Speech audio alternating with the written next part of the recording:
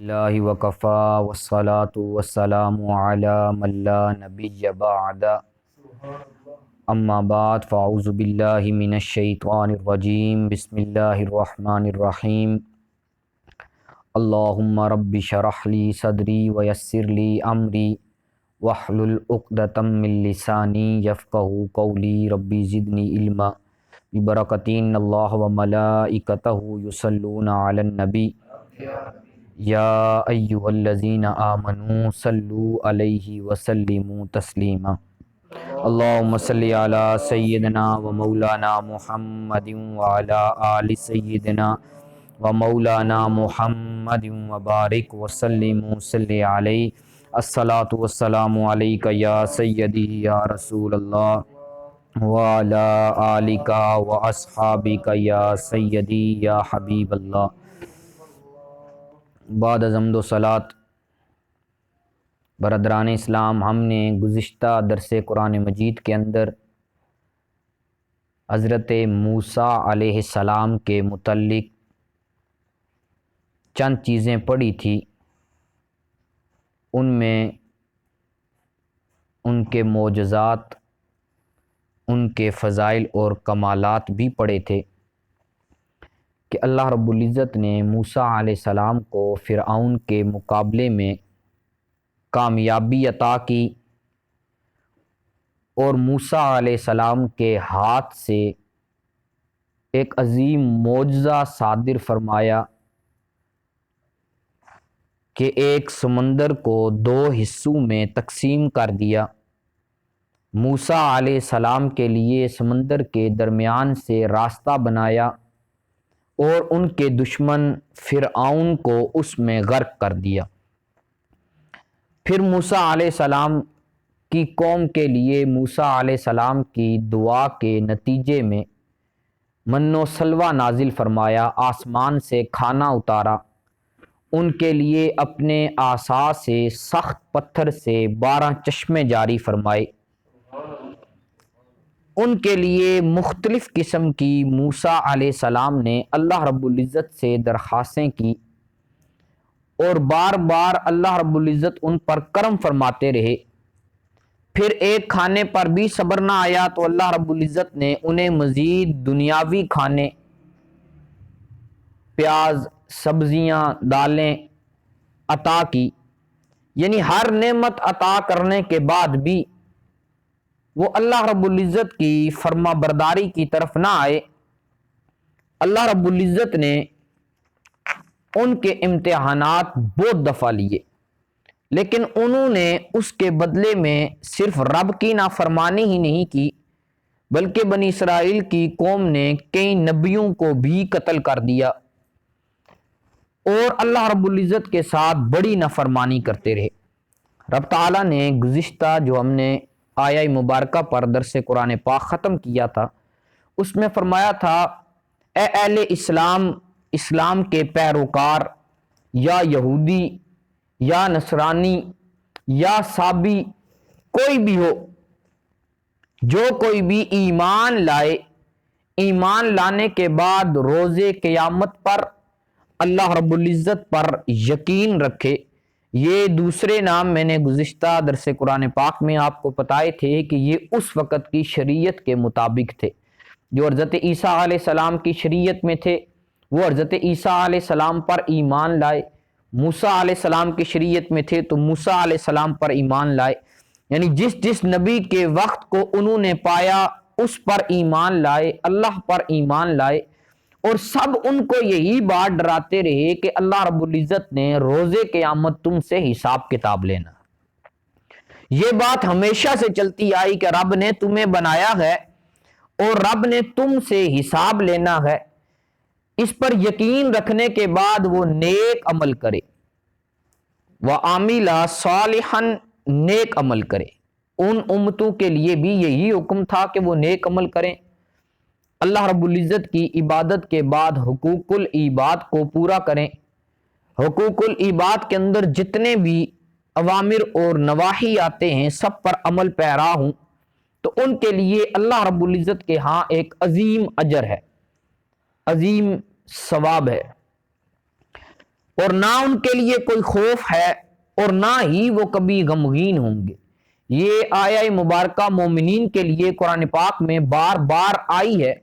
اللہ کے اولیاء کے ساتھ بھی ذکر کی گئی، صدیقین کے ساتھ بھی ذکر کی گئی، شہداء کے ساتھ بھی ذکر کی گئی، انبیاء کے ساتھ بھی ذکر کی گئی، صالحین کے ساتھ بھی ذکر کی گئی۔ لیکن یہاں پر رب نے گزشتہ امتوں کو بھی ساتھ ملا کر کہا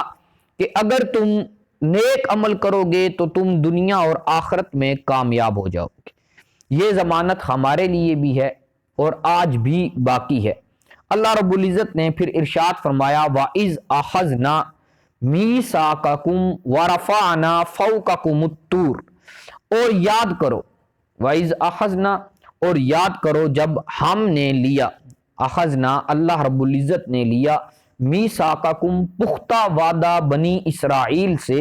ورفعنا اور بلند کیا بنی اسرائیل کو اس پر فوقکم الطور، یعنی طور پر ان کو بلند کر دیا، موسیٰ علیہ السلام کو وہاں پہنچایا، وہاں سے انہیں تورات عطا کی، حکم دیا کہ خذوا ما آتیناکم، پکڑ لو، خذ پکڑ لو، کس کو؟ ما آتیناکم، جو ہم نے تمہیں دیا، یعنی اللہ رب العزت نے جو کتاب موسیٰ علیہ السلام کو دی، تورات،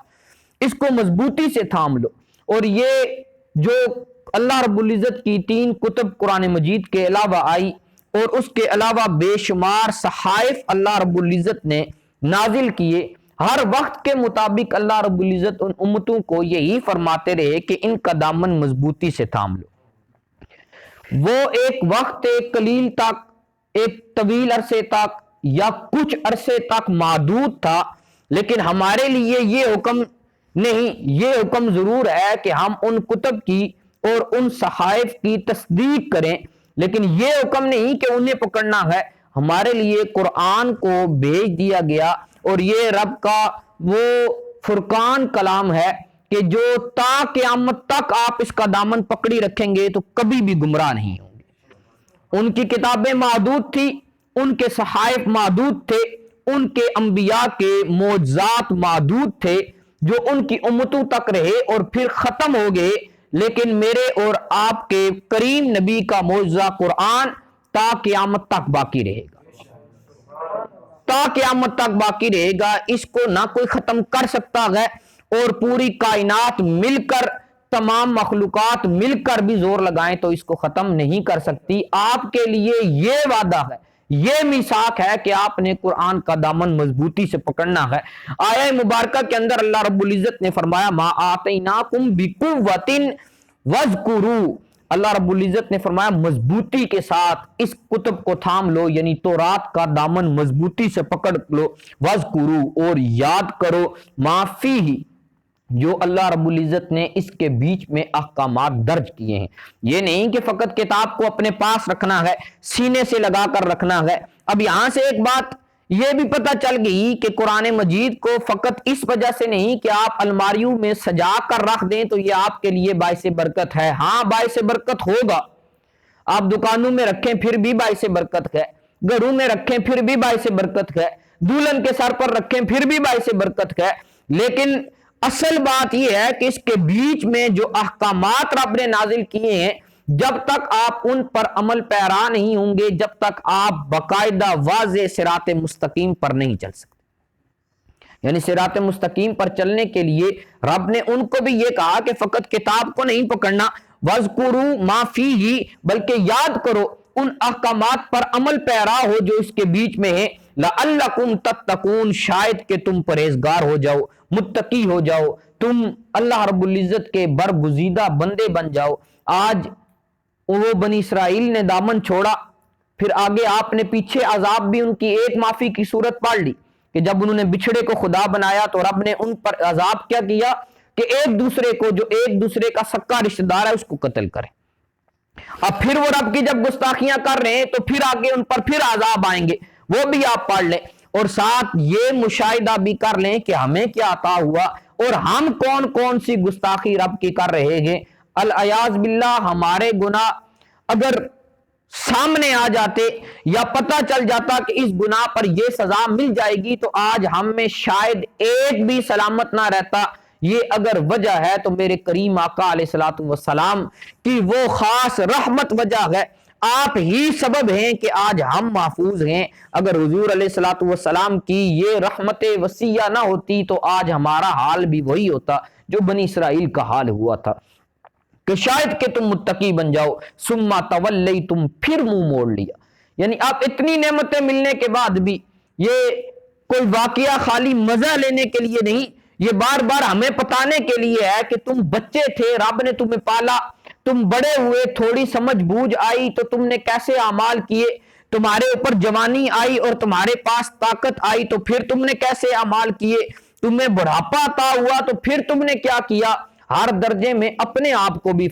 پرکھیں کہ وہ ہر دور میں بدلتے رہے، ہم نے ہر عمر میں اپنے ساتھ کیا کیا۔ ثم تولیتم، بنی اسرائیل والوں نے پھر منہ موڑ لیا، من بعد ذالک، کس کے بعد؟ پختہ وعدہ کرنے کے بعد، جو میثاق اللہ سے کیا تھا کہ ہم تورات پر عمل کریں گے، باری تعالیٰ جو کتاب ہمیں عطا کی گئی ہے ہم اس پر عمل کریں گے، لیکن اب اس پر عمل کرنے کے بجائے انہوں نے پھر منہ موڑ لیا۔ فلولا فضل اللہ علیکم، اگر تم پر اللہ رب العزت کا فضل نہ ہوتا، اس کی ورحمتہ، اور اس کی رحمت نہ ہوتی، اللہ رب العزت کا فضل اور رحمت بنی اسرائیل پر اگر نہ ہوتی تو پھر کیا ہوتا؟ لَكُنْتُم مِّنَ الْخَاسِرِينَ، تو ضرور تم خسارہ اٹھانے والے میں سے ہوتے۔ اب یہاں تک اللہ رب العزت نے ان پر فضل رکھا۔ ایک بار انہوں نے فرعون کے ساتھ مل کر موسیٰ علیہ السلام کو ہلاک کرنے کی کوشش کی، پھر انہوں نے جہاد سے انکار کیا، پھر انہوں نے من و سلوہ سے رخ موڑا، رب نے اور کھانے عطا کیے، پھر ان سے رخ موڑا، رب نے انہیں اور نعمتیں دی، پانی عطا کیا۔ اب ہر نعمت کے اوپر انہیں اللہ رب العزت نعمتیں عطا کرتے رہے، وہ منہ موڑتے رہے۔ رب نے تھوڑی سی بیچ میں آزمائش بھی دی لیکن پھر بھی انہیں سمجھ نہ آئی، لیکن اللہ نے کہا یہاں تک تو تمہارے اوپر میرا فضل تھا تو تم نہیں کسی خسارے میں رہے، لیکن جب فضل اٹھ جائے گا تو تم بہت بڑے خسارے میں ہوگے۔ وَلَقَدْ عَلِمْتُمْ، اور تم خوب جانتے ہو۔ اور یہاں سے ایک ایسے واقعے کی یاد دہانی کرائی جا رہی ہے جو شاید بچے بچے بھی سنتے ہیں، مختلف الفاظ میں سنتے ہیں، مختلف طریقوں سے سنتے ہیں، کوئی کہانی سمجھ کے سنائی جاتی ہے، کوئی جانور دکھا کر سمجھ آئی جاتی ہے، لیکن یہ واقعہ عموماً لوگوں کو پتہ ہوتا ہے۔ لیکن اللہ رب العزت نے یہ بنی اسرائیل کا مشہور واقعہ ویسے نہیں شروع کیا بلکہ وَلَقَدْ عَلِمْتُمْ سے شروع کیا۔ یہاں پر قد بھی تحقیق کے لیے لگایا، زور دیا، اور لام پھر لگایا، مزید زور دیا کہ یہ کلام کوئی عام سا کلام نہیں، یہ کوئی واقعہ عام سا واقعہ نہیں، یہ کوئی عام سی بات نہیں کہ تم سمجھو بس ہم نے پڑھا اور مزہ لے کر لطف لے کر واقعے کو پھر ہم نے چھوڑ دیا۔ رب نے بڑی تحقیق لگا کر اس واقعے کا ابتدا کی، اور تم خوب جانتے ہو، اور یہ آج کے لوگ بھی جانتے ہیں، آج سے پہلے لوگ بھی سیاستدان گزرے وہ بھی جانتے ہیں، ہر کوئی جانتا تھا کہ ہاں ایسا کوئی واقعہ ضرور ہوا ہے۔ وَلَقَدْ عَلِمْتُمُ الَّذِينَ نَحْتَدُوا مِنْكُمْ، اب اللہ رب العزت یہاں پر کہہ رہے ہیں وہ انہوں نے جن نے نافرمانی کی، رب نے یعنی بنی اسرائیل کی قوم جنہوں نے رب کی نافرمانی کی، منکم فی السبت، یعنی تم میں سے سبت، ہفتے والے دن جو تم نے رب کے قانون کو توڑا، جو تم نے رب کے ساتھ نافرمانی کی۔ اب یہاں سے اللہ رب العزت نے بڑی سختی کے ساتھ بنی اسرائیل کے ساتھ، پھر یہ واقعہ تو فقط ایک چھوٹی سی کہانی ہے لیکن اللہ رب العزت نے ان کے ساتھ جو کیا اور اس واقعے میں ہمارے لیے جو درس چھوڑا گیا وہ بڑا ہی عبرتناک اور بڑا ہی نصیحت آموز ہے کہ ہمیں اس سے کیا حاصل کرنا چاہیے۔ فَقُلْنَا، تو اللہ رب العزت نے حکم دیا، لَهُمْ كُونُوا قِرَدَةً خَاسِئِينَ، کہ اب تم سب کے سب بندر کی شکل اختیار کر لو اور پھٹکارے ہوئے ہو، تم پر اللہ رب العزت کی لعنت ہے۔ اللہ رب العزت نے یہاں پر جب انہوں نے یہ اللہ رب العزت نے بنی اسرائیل کے لیے ہفتے کے دن کو، سنچر کے دن کو، شنبہ کے دن کو، مختلف الفاظ مفسرین نے استعمال کی لیکن مراد زیادہ تر یہی ہے کہ یہ ہفتے کا ہی دن ہے، اور عربی میں سبت بھی ہفتے کو ہی کہتے ہیں، کہ ان کے لیے ایک مخصوص دن فرمایا تھا کہ اس روز کے لیے وہ عبادت کریں گے، کھیتی باڑی، کاروبار، شکار اور ہر چیز چھوڑ دیں گے، اپنی ہر چیز کو وہ چھوڑ کر اللہ رب العزت کے ساتھ وہ مگن ہو جائیں گے۔ یہ حکم بڑا سخت تھا، اللہ رب العزت نے بڑی سختی کو انہیں حکم فرمایا تھا، لیکن اللہ رب العزت کے اس حکم کے پہلے تو ابتدان وہ پیروی کرتے رہے، کچھ دن، کچھ عرصہ یا کچھ مہینے انہوں نے اللہ رب العزت کی پیروی کی، انہوں نے کھیتی باڑی بھی چھوڑ دی، کاروبار بھی چھوڑ دیے، دیگر کام بھی چھوڑ دیے، اور کچھ دن وہ دن عبادت کرنے میں گزار دیا۔ اللہ رب العزت نے انہیں کہا کہ اب تم نے اس دن شکار نہیں کرنا، تم نے کوئی چیز بھی اس دن حاصل نہیں کرنی، اس سے فائدہ نہیں اٹھانا، بلکہ تم نے اس دن فقط عبادت کرنی ہے۔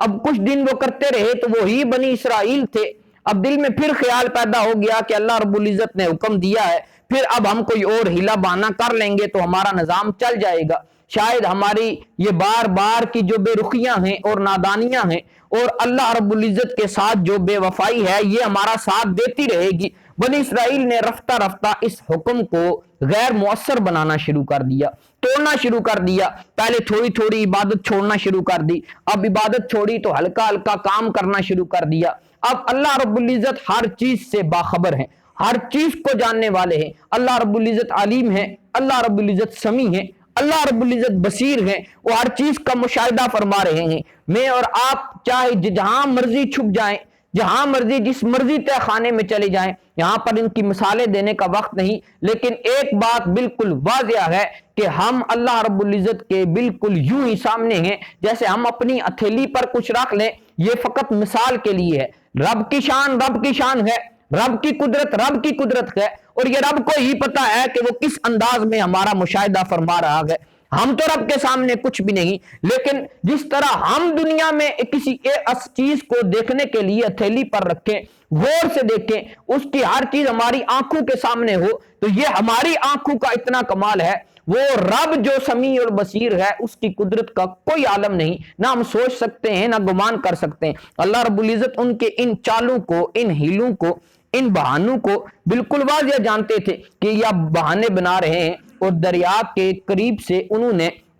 چھوٹی چھوٹی نالیاں بنا کر دور ایک گڑھے بنانا شروع کر دیے۔ اب وہ گڑھے بنائے، جب وہ دیکھتے کہ ہفتے والے دن جب پانی کی مچھلیاں سکون میں، ایک دن کے وقت میں پانی کی مچھلیاں سکون میں ہوتی ہیں اور وہ پانی کی اوپر والی سطح پر آ جاتی ہیں، جب انہوں نے دیکھا کہ یہ پانی کی سطح کے اوپر آتی تو وہ نالیاں کھولتے اور وہ مچھی نالی کے ذریعے ان گڑھوں تک پہنچ جاتی اور وہ حاصل کر لیتے۔ وہ اب کہتے کہ ہم شکار تو نہیں کر رہے، یہ خود بخود چل کر ہمارے پاس آ رہی ہیں۔ اب یہ وہ ہیلے اور بہانے نکالنا شروع کر دیتے کہ یہ شاید ہمارا ہیلا یا ہمارا بہانہ کسی کام آ جائے گا، لیکن ایسی ہرگز بات نہیں تھی۔ یہ آج ہم بھی کچھ ہیلے اور بہانے شروع کر دیتے ہیں مختلف عبادات میں، کسی کو کوئی زخم ہو گیا، کوئی بیمار ہو گیا، کوئی مسجد نہ آ سکا، کوئی مسجد میں مسئلہ ہو گیا تو ہیلے بہانے شروع کر دیے کہ میں مسجد میں نہیں آتا، یعنی ہمارے مختلف انداز میں رب کی نافرمانیوں کے ہیلے اور بہانے ہوتے ہیں۔ لیکن ہمارا جو یہاں پر آج کل مشہور ہوتا ہے اسے ہم ہیلہ اسقاط کہتے ہیں۔ یہ کیونکہ مختلف جگہ پر قرآن مجید میں اس کے متعلق ذکر بھی کیا گیا، تو یہاں پر تھوڑی سی اس کے متعلق بھی ہم وضاحت پڑھ دیتے ہیں۔ ویسے تو علامہ شرنبالی رحمۃ اللہ تعالی علیہ نے اس ہیلے اور بہانے کی جو وضاحت کی ہے، انہوں نے یہ وضاحت کی ہے کہ روزہ ہو، نماز ہو یا دیگر عبادات ہوں، کوئی بھی عبادت ہو، ان کے کفارات کے لیے جو کفارے ہوتے ہیں ان کے ادا کرنے کے لیے انسان اپنے حقوق مالیہ سے، جو انسان کے پاس مال ہوتا ہے اس میں سے 1/3 حصے تک، تیسرے حصے تک انسان جاتے ہوئے وصیت کر سکتا ہے کہ اس وصیت سے میرے ان روزے یا میرے نمازوں یا میرے چیزوں کا کفارہ عطا کیا جائے۔ اور روزوں کے متعلق تو یہ بات متفق ہے کہ ان کا کفارہ اس کے مال سے تیسرے حصے میں سے دیا جا سکتا ہے۔ تیسرے حصے سے اگر بڑھ کر ہے تو وہ اولاد کی اپنی ثواب دید ہے کہ وہ دیں یا نہ دیں، لیکن باپ کی وراثت سے جو باپ کی وصیت کا حق ہے وہ تیسرا حصہ ہے کہ تیسرے حصے تک وہ وصیت کر سکتا ہے۔ یہ نہیں کہ اب پاؤں ڈگمگانے لگیں، بوڑھا ہو گیا تو پیچھے مڑ کر زندگی کی طرف دیکھا کہ جوانی میں تو بڑے گناہ کیے ہیں، لیکن اب کہا کہ یار اور کوئی راستہ نہیں، تو یہ کرتے ہیں ساری دولت کہا یہ صدقہ کر دی جائے اور بچوں کو کنگال کر دیا جائے۔ ایسی بھی بالکل بات نہیں. دین نے یہ بھی کوئی راستہ نہیں نکالا کہ آپ جب خود ہر چیز مزے سے لطف سے کھا لیں, اپنی زندگی میں عیش اور مستی کر لیں, تو اب جاتے ہوئے کہیں میں سب کچھ صدقہ کروں گا تو اللہ کو قبول ہو جائے گا. ایسی بات بھی نہیں. وراثت کے قانون میں باقاعدہ مفسرین اکرام اور محدثین اکرام نے یہ مسئلہ اخذ کیا ہے کہ تیسرے حصے تک مال جو ہے وہ رقم یا مال یا جائیداد جو ہے وہ صدقے کے لیے استعمال ہو سکتی ہے, بشرطیہ کہ اس نے وصیت کی ہو. اب اس کی وصیت کے علاوہ جو ہم کام کرتے ہیں وہ اللہ رب العزت کے فضل پر ہے کہ اللہ رب العزت قبول کرے یا نہ کرے. اب ایک صورت یہ ہے جیسے ہم ایک جنازے کے بعد ایک چھوٹا سا ہیلا کرتے ہیں کہ ہم نے اب ہیلا کیا, قرآن پاک پڑھا, قرآن پاک کو اصال کیا یا چند پیسے اکٹھے کر کے دے دیا. ہر علاقے میں مختلف قسم کے رواج چلتے ہیں. کچھ لوگ پیسے اکٹھے کر کے لاتے ہیں اور وہ غریبوں کو دیتے ہیں, کچھ لوگ مختلف پیسے رکھ کر قرآن پر ہاتھ رکھ کر ہیلا کرتے ہیں, کچھ قرآن پڑھ کر کرتے ہیں. لیکن جو ہمارے علاقے میں ہے میں اسی کی وضاحت کر دیتا ہوں کہ اب جو قرآن اس کے لیے پڑھا جاتا ہے اسے اصال کیا جاتا ہے, اللہ رب العزت اس قرآن کا ثواب میت تک پہنچا دیتے ہیں, اس قرآن کا ثواب میت تک پہنچ جاتا ہے. اب اس کے علاوہ جو ہماری چیزیں ہیں, چاہے وہ پھل فروٹ ہوں, چاہے وہ پیسے ہوں, چاہے وہ مٹھائی ہو, وہ اللہ کا فضل ہے کہ وہ قبول کرے یا نہ کرے. قرآن کی جہاں تک بات ہے قرآن کا ثواب واضحتاً پہنچ جاتا ہے. یہ بالکل اس پر کوئی اختلاف نہیں کہ قرآن پڑھ کر جب بھی اصال کیا جائے تو پہنچ جاتا ہے. اور یہ ہم بھی ایک ہیلا کرتے ہیں, یہ نہیں ہم نے کہا کہ اس وقت قرآن پڑھنا فرض ہے, واجب ہے یا سنت ہے, فقط ایک یہ مستحب اچھا عمل ہے کہ پڑھ کو میت کو بخش دیا جائے کہ اس کے برابر میت کو ثواب مل جاتا ہے. اور جو نہیں کرتا اس کے لیے یہ بھی نہیں کہ وہ کافر ہے یا وہ حرام کام کرتا ہے یا وہ گناہ کرتا ہے, اس کے لیے بھی کوئی حکم نہیں. اس کے لیے بھی یہ ان چھوٹے چھوٹے معاملات میں اتنی زیادہ سختی کر دی جائے کہ ایک دوسرے سے دور ہو جائے, یہ ایسی بات بالکل نہیں. یعنی اگر وارث کے پاس 10,000 روپے ہوں تو اب اس کا تیسرا حصہ 3,000 کچھ روپے بنتے ہیں. وارث حکم دیتا ہے کہ میری وراثت سے تیسرے حصے میں وصیت کے مطابق عمل کیا جائے. اب اس کی نمازیں روزے بہت زیادہ ہیں اور کفارہ بہت زیادہ بنتا ہو تو اس سے پورے نہ ہوتے ہوں تو دوسری رقم کو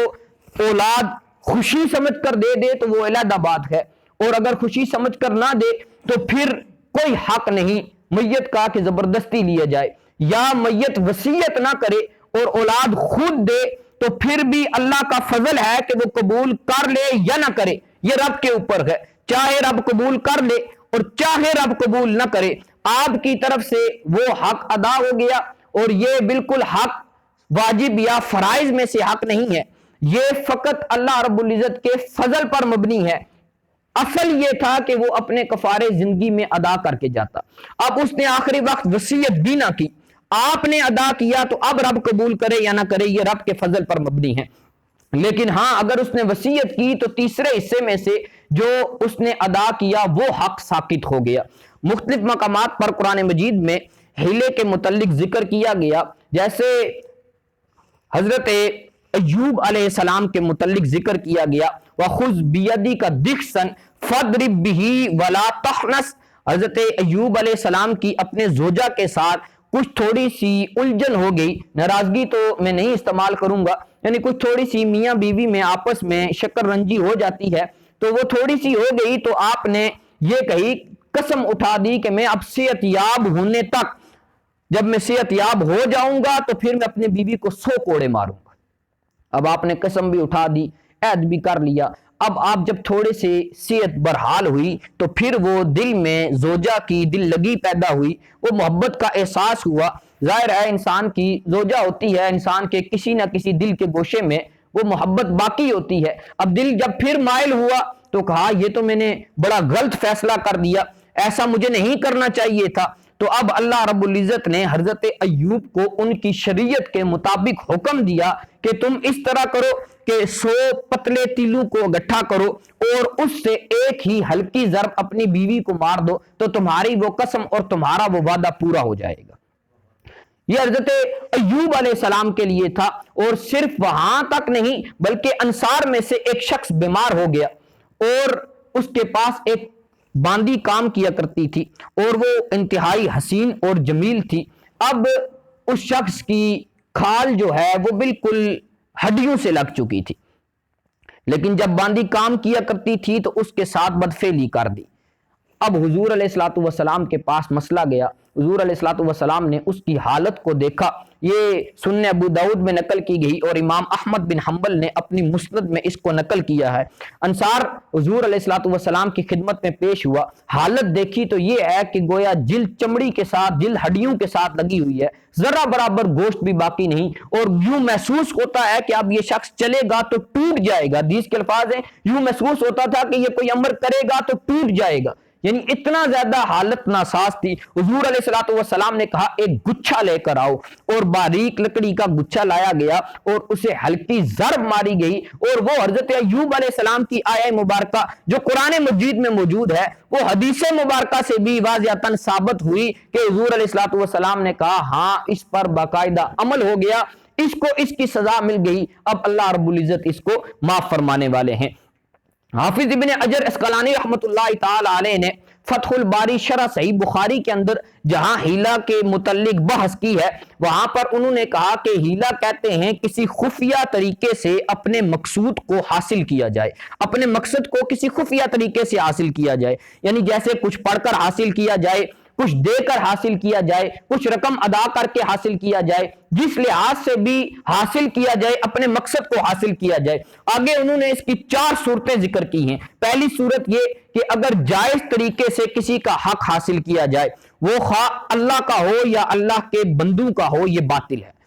अब हक आप किसी का हक नहीं ले सकते, चाहे आप जायज तरीके से भी लें, वो किसी का हक है, खुद दे तो अलग बात है, आप नहीं तलब कर सकते कोई अच्छा बहाना भी लगाकर। दूसरी बात, या किसी के बातिल तरीके से किसी का हक अदा लिया जाए, जैसे सूद के साथ लिया जाए या रिश्वत के साथ लिया जाए या किसी और रिबा के साथ कोई और सूरत निकाल कर उसका हक लिया जाए, तो यह बातिल तरीका है, यह बिल्कुल कतन हराम है। इस किस्म का कोई हीला, कोई बहाना जायज नहीं। दूसरा तरीका, अगर जायज तरीके से किसी हक को हासिल किया जाए लेकिन उसका मकसद यह हो कि इस तरीके से जुल्म और ज्यादती को रोक दिया जाएगा, किसी ऐसी बात को रोक दिया जाएगा जो नापसंदीदा बात है, तो यह मुस्तहाब दर्जे में आता है। और अगर ऐसी बात है जिससे बगावत का और अदावत का और फितने का डर है, तो उसको अगर आप जायज तरीके से हासिल करते हैं तो यह वाजिब के जुमरे तक पहुंच जाता है। अल्लामा इब्ने हजर अस्कलानी ने यह नकल किया है। तीसरा तरीका, अगर जायज तरीके से किसी के जर को महफूज किया जाए, अब डर हो कि किसी फलां शख्स का कोई नुकसान हो जाएगा, अब आप उसके साथ कोई चल भी नहीं सकते, कोई तरीका भी नहीं, लेकिन आप जायज तरीके से कोई ऐसा काम करते हैं कि दूसरा शख्स किसी नुकसान से बच जाए, तो यह हीला भी मुस्तहाब के दर्जे में उन्होंने रखा है। और चौथी बात, अगर जायज तरीके के साथ किसी मुस्तहाब को तर्क किए बगैर, यानी अच्छे चीज को तर्क किए बगैर, अल्लाह की शरीयत को, फराइज को, वाजिबात को, सुनन को, मैंने डायरेक्ट मुस्तहाब बोल दिया ताकि सारी बातें आपको समझ आ जाएं, ताकि कोई मुस्तहाब तक भी तर्क ना हो, तो ये तरीका आप कहें कि अगर मुस्तहाब तर्क हो गया तो मकरूह, अगर तर्क भी ना हुआ तो फिर जायज होगा। यानी हमने जायज तरीके से मैयत तक ईसाल पहुंचाया है, इससे ज्यादा हमने कुछ भी नहीं किया, ना उसका हक लिया है, ना उसके साथ कोई ज्यादती की है, और ये अल्लाह रब्बुल इज्जत के फजल तक है, चाहे कि वो मैयत को माफ फरमा दें और चाहे तो अल्लाह रब्बुल इज्जत वो हमारी कलाम या हमारा सदका जो है वो कबूल ना करे, ये रब के ऊपर है। लेकिन अल्लामा सरखसी रहमतुल्लाह ताला अलैह बहुत बड़े मुहद्दिस गुजरे हैं, आपने हजरत उमर फारूक रजी अल्लाह ताला अन्हु की उस रवायत को साथ नकल किया है कि आपके पास एक शख्स आया और उसने कहा कि मैंने कसम खाई है कि अगर मैंने अपने भाई से, सक्के भाई से बात की तो मैं अपनी बीवी को 3 तलाकें देता हूं। यह हदीस शरीफ मशहूर है, उलमा इससे मसाइल भी इस्तेमाल करते हैं, मुख्तलिफ अंदाज से इससे मसले भी मुस्तंबत किए जाते हैं, क्योंकि ये हदीस सही रवायत के साथ पहुंची है हमारे तक। हजरत उमर के पास मसला गया कि एक शख्स ने कहा मैंने सक्के भाई से बात की तो मेरी बीवी को 3 तलाकें, तो حضرت عمر رضی اللہ تعالی عنہ نے اپنی فراست کے ساتھ، وہ عمر جس کو وقت کا محدث حضور نے کہا تھا کہ ہر امت میں کوئی نہ کوئی محدث ہے، لیکن میری امت میں اگر کوئی محدث ہے تو وہ حضرت عمر فاروق رضی اللہ تعالی عنہ۔ اور محدث کی مختصر سی تعریف یہ ہے کہ محدث وہ ہے کہ جس کے دل پر اللہ رب العزت الہام کو نازل فرماتے ہیں۔ حضرت عمر نے اپنی فراست کے ساتھ اور اللہ رب العزت کے فضل کے ساتھ یہ مسئلہ اخذ کیا کہ اب تم یوں کرو کہ اپنی بیوی کو ایک طلاق دو، بھائی سے بات کرو، تمہاری بیوی تمہارے سے جدا ہو گئی، تمہاری قسم بھی ٹوٹ گئی، اب یوں کرو بیوی سے واپس نکاح کر لو۔ ہے تو یہ بھی ہیلا، یہ بھی ایک طریقہ کار ہے کہ اپنی بیوی کو طلاق بھی نہ ہو اور بھائی بھی راضی ہو جائے، کہا جائے کہ نہیں، اگر ہیلے موسوی شریعت کے اندر جائز نہیں تھے تو یہ بالکل واضح ہے کہ محمدی امت کے اندر بھی ہیلے جائز نہیں ہیں۔ ایسے ہیلے جس سے ظلم ہو، زیادتی ہو، کوئی کمی ہو، کوئی غلط کام ہو، کسی کا حق لیا جائے، کسی کو ضرر پہنچایا جائے تو بالکل جائز نہیں۔ اگر موسیٰ علیہ السلام کی شریعت نے ہیلا نکالا تو رب نے کہا جاؤ بندر کی صورت اختیار کر لو۔ تو آج اگر آپ کوئی غلط ہیلا نکالتے ہیں، آپ کہیں کہ میں نے انشورنس کرانی ہے تو میں کوئی نہ کوئی طریقہ نکال لوں، میں نے کوئی آن لائن ارننگ کرنی ہے تو میں کوئی نہ کوئی طریقہ نکال لوں، میں نے اب بٹ کوائن لینے ہیں تو میں کوئی نہ کوئی طریقہ نکال لوں، یا کوئی جائز کیش کے اوپر انسان کو منٹ یا کوئی صورتیں ملتی ہیں تو وہاں پر کوئی صورت نکالنا شروع کر دے، نہیں، جو سود ہوگا وہ سود ہی ہوگا، وہ مستفیض شریعت کے اندر بالکل قطعاً جائز نہیں۔ ہاں جہاں پر آپ کی کسی چیز کا کوئی ضرر نہیں، وہاں پر اگر آپ کوئی ہیلا نکالتے ہیں شریعت کے مطابق تو یہ حضرت عمر رضی اللہ تعالی عنہ کی اس حدیث مبارکہ کے متعلق اس کو آثار کہا جاتا ہے اور اسی کو حدیث بھی کہا جاتا ہے جو صحابہ کرام سے روایت کرتے ہیں، اس کے متعلق یہ جائز ہے۔ اس کو جامع مبسوط نے نقل کیا ہے اور جلد نمبر 30 کے اندر مبسوط کے اندر یہ حدیث مبارکہ بالکل واضح ہے۔ اور علامہ شامی نے، ابن عابدین نے اور یہاں پر یہ فتوے بھی دیے ہیں کہ اگر ایسا ہیلا جس کے اندر کوئی کمی کوتاہی یا کسی کا حق نہ مارا جائے، جس طرح علامہ سیوطی نے اس کو جامع الصغیر کے اندر بھی اس حدیث کو نقل کیا ہے، اگر کوئی ایسی صورت ہے تو یہ بالکل جائز ہے۔ اللہ رب العزت نے کہا تم ہیلے بہانے کرتے ہو، وہ غلط ہیلے بہانے کرتے تھے کہ اب ہم مچھیاں پکڑ لیں گے اور یہاں پر مچھیوں کو کھائیں گے بھی اور ہم عبادت بھی کر لیں گے اور مچھی بھی کھا لیں گے، کاروبار بھی کر لیں گے اور پیٹ بھی بھر لیں گے۔ اللہ رب العزت نے کہا کہ جاؤ میں نے تمہیں بندر کی شکل میں بنا دیا۔ اب یہاں پر کونوا قردۃ خاسئین کے اندر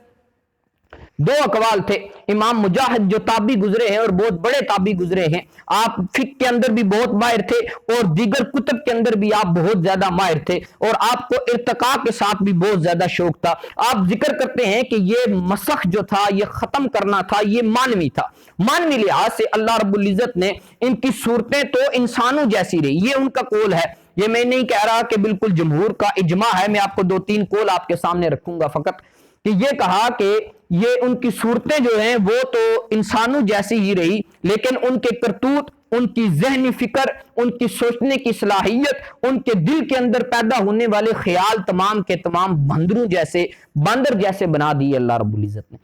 الیاذ باللہ، یہ بھی کتنا بڑا عذاب تھا۔ لیکن یہاں پر جمہور کا یہی قول ہے کہ ان کی شکلیں بھی بندر جیسی ہو گئی، بالکل اللہ رب العزت نے ان کو بندر جیسا بنا دیا، اور چند روز بعد جمہور نے یہی نقل کیا ہے کہ ان کو ہلاک کر دیا گیا، ان میں سے کوئی بھی باقی نہیں رہا۔ ہاں یہ اللہ رب العزت نے ضرور رکھا کہ اس کے بعد پھر بندر کو پیدا فرما دیا اور اس دنیا میں بھیج دیا تاکہ کوئی یہ نہ کہے ہاں اگر یہ بندر نہ ہوتے تو کوئی کہتا ہاں وہ بندر بنے تھے، بندر کیا چیز ہوتی ہے، کوئی ہمیں بھی دکھایا جائے کہ بندر کیسے ہیں۔ جیسے آج کوئی کہے کہ ڈائناسور، تو اس کے متعلق صورتیں نکال کر لائی جاتی ہیں کہ یہ بھی کوئی قوم تھی جس کو غرق کر دیا گیا۔ نہیں، اللہ نے بندر پھر بنا دی، ان کو پتہ چل جائے کہ واقعی یہ بندر ہوا کرتے ہیں، یہ رب کی شان تھی۔ لیکن جمہور نے یہی کہا کہ بالکل ان کو سرے سے مسخ کر دیا گیا، اور یہ کوئی امر محال نہیں، اللہ کے لیے کوئی امر مشکل نہیں ہے، اللہ کے آگے کوئی چیز بھی ایسی نہیں کہ جو رب کر نہیں سکتا۔ جو بدبخت اس تشریحی قانون کو توڑتے ہیں اور اللہ رب العزت کے قانون کو مسلسل توڑتے جاتے ہیں، اللہ رب العزت پھر ان کے ساتھ ایسی سزائیں دیتے ہیں۔ اللہ رب العزت نے ان کو تکوینی قانون توڑنے کی وجہ سے، اب یہ دنیا کا قانون ان کے لیے تھا کہ تم نے شکار نہیں کرنا، عبادت کرنی ہے، اب ان نے عبادت چھوڑی پہلے، لیکن رب نے انہیں عذاب نہیں دیا۔ لیکن جب ان نے دنیا کا قانون بھی توڑ دیا تو اللہ تعالیٰ نے ان کو پھر بالکل مسخ فرما دیا۔ اور آج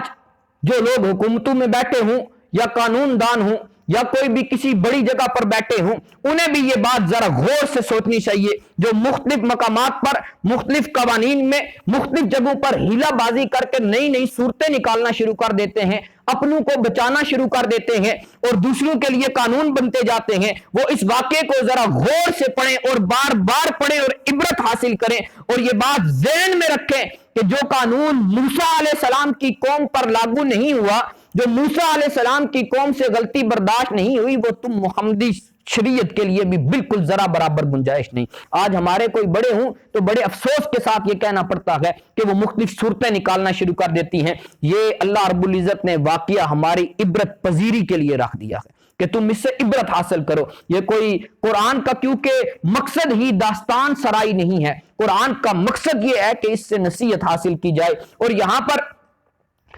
جنہوں نے اس تکوینی قانون کو دیکھ کر اور نیز آدم علیہ السلام کی تخلیق کے متعلق سوالات اٹھائے ہیں، جو چارلس ڈارون کا عقیدہ تھا، اور بہت سے لوگ جو اس کے اوپر ایمان بھی لا چکے تھے، پیچھے ماضی بعید کے اندر اگر مطالعہ کیا جائے، یہ 777 ہجری کے اندر یہ چارلس ڈارون آیا اور اس نے اپنا نظریہ پیش کیا کہ ہاں انسان کی تخلیق یوں ہوئی، انسان کو پہلے یوں پیدا کیا گیا، پھر اس کی صورت یوں بنی۔ ایک لمبی بات ہے، میں مختلف آپ کو صورت میں سمجھا دیتا ہوں۔ پھر انسان بندر کی شکل تک پہنچا، پھر آہستہ آہستہ بال جڑے، پھر آہستہ آہستہ کمر سیدھی ہوئی اور یہاں تک یہ انسان بن گیا۔ ایسی ہرگز بات نہیں، لقد خلقنا الانسان فی احسن تقویم، انسان کو رب نے بالکل خوبصورت اور احسن پیدا کیا اور آدم علیہ السلام کو اپنے دست قدرت سے بنایا ہے۔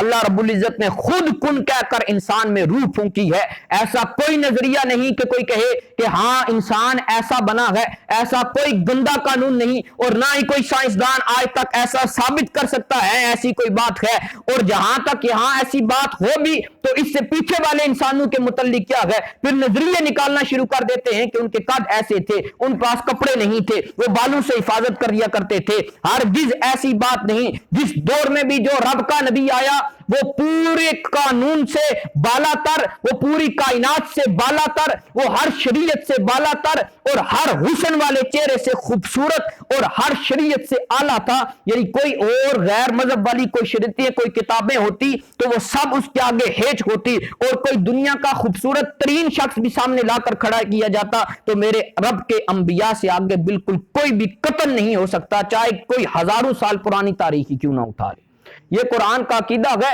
اور انبیاء پر ہم بالکل یقین رکھتے ہیں۔ چاہے یہ یہاں پر بہت سے لوگوں نے ایمان لایا ہے، آپ ایمان والے بے شک مسلمانوں کو پڑھیں تو اس کے عقیدے پر بہت سے لوگ ایمان لا چکے تھے اور یہ فتنہ بہت زیادہ سر اٹھانا شروع ہو گیا تھا۔ تو یہ سلسلہ ارتقاء کی ایک سخت کڑی تھی، لیکن ارتقاء کوئی بھی ہو، چاہے وہ ارتقاء مستقیم ہو یا ارتقاء معکوس ہو، کسی نظریے سے بھی ارتقاء ہو، وہ ارتقاء ہی ہے۔ رب نے انسان کو ازل سے اپنے دست قدرت کے ساتھ پیدا کیا ہے۔ آج ہم فزکس پڑھیں، نیوٹن کو پڑھیں، نیوٹن کو لا کو سمجھنے کے لیے ہمارے لوگ پی ایچ ڈی تک کرتے ہیں اور پھر بھی ان کو سمجھ نہیں آتا۔ لیکن اسی دور کا ایک اور سائنسدان جس کا نام اسٹین تھا، اس نے یہ اس وقت نظریہ دیا تھا۔ نیوٹن نے کشش ثقل کے متعلق دیا، نیوٹن نے لائٹ کے متعلق نظریہ دیا کہ یہ 3 لاکھ میل سے زیادہ کا سفر کرتی ہے۔ لیکن اسی دور کا ایک سائنسدان جو چھپا رستم تھا، اس نے یہ کہا کہ نہیں، اس دنیا کے کناروں پر کچھ مادے ہوتے ہیں، کچھ ایسے نیوٹران ہوتے ہیں جو ایک کونے پر حرکت کرے تو دنیا کے دوسرے کونے پر اسی کے مماثل جو مادہ ہوتا ہے ساتھ وہ بھی حرکت کرتا ہے۔ اس وقت اس لا کو شاید کوئی بھی نہیں سمجھا اور وہ کہتے تھے، نیوٹن خود کہتا تھا کہ یہ شاید ایسی باتیں کرتا ہے کہ یہ بے وقوف اور کم عقل ہے، اتنی کبھی بھی صورت نہیں بن سکتی۔ سب سے تیز رفتار جو وہ روشنی کی ہوتی ہے۔ لیکن اللہ رب العزت جہاں ارتقاء کی بات کرے تو وہاں سیاستدانوں کی بحثوں کو ختم کر دیا جاتا ہے۔ آج ہماری فزکس کے اندر کوانٹم فزکس لائی جاتی ہے اور اس کے نظریے کو کچھ تھوڑا بہت پڑھا جاتا ہے کہ یہ تھوڑی سی مختلف ہوتی ہے۔ لیکن جہاں پر یہ بات ہے تو رب نے سبحان الذی اسرا میں جو ذکر کیا محدثین نے براق کا، تو کہا جہاں تک نظر جاتی تھی وہاں پر قدم رکھا جاتا تھا، جو تیری میری نظر اگر آسمان تک پہنچ جاتی ہے تو رب نے جو جنت سے جانور بھیجا تھا اس کی نظر آسمانوں سے بھی زیادہ آگے کراس کرنے والی ہے۔ دنیا کا ایک کونا ہو یا دوسرا کونا ہو، وہاں تک لمبائی ماپی جا سکتی ہے کہ دنیا کی لمبائی اتنی ہے۔ مختلف سائنسدانوں نے بتائی کہ ایک سرا اتنا دور ہے، دوسرا سرا اتنا دور ہے، لیکن آسمان کی اونچائی کو آج تک کسی نے نہیں مانپا اور نہ کبھی ہمت ہو سکتی ہے۔ یہ فقط گمان اور اندازے ہیں کہ اتنے اتنے دور ہو سکتے ہیں، لیکن براق کا پہلا قدم وہاں ہوتا تھا جہاں اس کی نظر ہوتی تھی، یعنی آسمانوں سے بھی اوپر ہوتا تھا، اور سات آسمان سے بھی اوپر رب تعالیٰ کا عرش ہے۔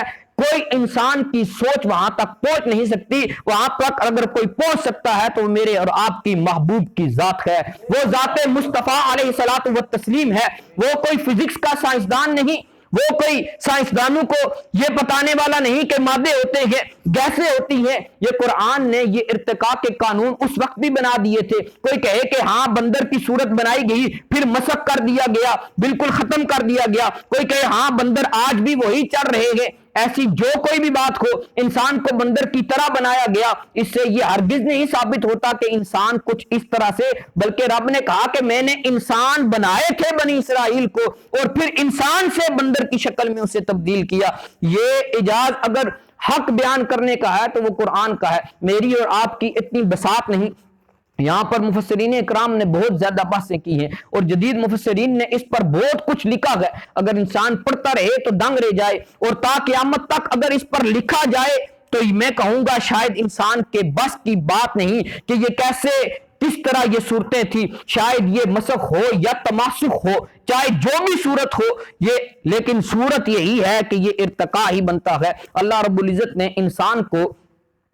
بہت احسن صورت میں پیدا کیا، اور آپ کے لیے یہ واقعات ہوتے ہیں اس وجہ سے تاکہ آپ بھی عبرت حاصل کر سکیں، آپ بھی پڑھیں، آپ اس نیچ پر پہنچیں کہ قرآن کی تفسیر اس انداز میں کریں کہ دنیا حیران رہ جائے، اور تا قیامت تک آپ قرآن کو پکڑ کر جتنا مرضی آگے لے جائیں، آپ یہ کبھی بھی نہ سوچیں کہ قرآن کسی سائنس کے مقابلے میں ہار سکتا ہے۔ ہم نے سائنس پڑھی نہیں، چند کچھ باتیں تھوڑی تھوڑی ہم نے پڑھی ہیں، لیکن ہم اتنا کہتے ہیں کہ جہاں تک ہماری سوچ ہے سائنس قرآن کی دھول بھی نہیں، سائنس قرآن کے آگے کچھ بھی نہیں۔ قرآن کا اعجاز قیامت تک رہے گا، اور جو چیزیں ایجاد ہوتی رہیں، جب ایٹم بم ایجاد ہوا تو تمام دنیا میں بحث چھڑ گئی کہ ہاں ایٹم بم ایجاد ہو گیا، اب قرآن میں بھی کوئی ایسی بات ہے کہ ایٹم بم ہے، اب قرآن سے بھی ایٹم بم مل سکتا ہے۔ لیکن اس وقت مختلف علماء نے بحثیں کی، لیکن عبد الرزاق بطالوی رحمۃ اللہ تعالی علیہ پنڈی والوں نے، انہوں نے ایک لفظ کو صرف پکڑا اور الحطمہ کے اوپر بحث کرتے ہوئے کہا تمہارا ایٹم بم تو بہت دور کی بات ہے، رب صرف ایک سور کو پھونکیں گے یہ پوری کائنات ذرہ ہو کر رہ جائے گی، یہ پوری کائنات ختم ہو کر رہ جائے گی، یہ ایٹم بم تو اس کے آگے کچھ بھی نہیں۔ جہاں پر بھی جب بحث آ جائے تو اللہ تعالیٰ اپنے ایسے مرد مجاہدوں کو پیدا فرما دیتے ہیں کہ جو سائنس کے بالکل ناک کو خاک آلود کر کے رکھ دیتے ہیں۔ میں یہ ہرگز نہیں کہتا کہ سائنس نہ پڑھے، آپ سائنس پڑھیں، ساتھ قرآن کو بھی پڑھیں تاکہ آپ کے اوپر اپنے دین کی حقانیت واضح ہو سکے۔ اللہ رب العزت ہم سب کو دین کی سمجھ اور اس پر عمل کرنے کی توفیق عطا فرمائے۔ وآخر دعوانا الحمدللہ رب العالمین۔